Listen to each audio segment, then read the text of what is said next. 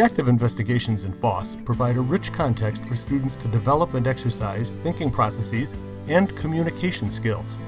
Students experience the natural world around them and use language to inquire, process information, and communicate their thinking about scientific phenomena.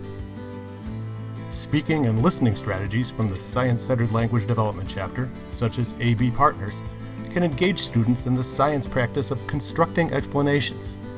Using strategies to draw attention to key academic vocabulary, students are supported in the production of writing in order to communicate their thinking. Science writing can be informal within the notebook, or it can go through a refining process to produce written arguments and informative or narrative writing. Reading strategies suggested in the Investigations Guide and the Science-Centered Language Development chapter are designed to connect or extend students' first-hand experiences with phenomena. As students read, they ask questions, visualize, infer, and synthesize. Vocabulary development strategies help students make connections to what they already know.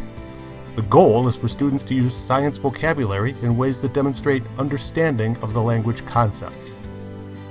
So we use science as our backbone, and from there we brought in our ELA and literacy components, but really it was not challenging at all because it's already there. It's already a component in FOSS and we just beefed it up.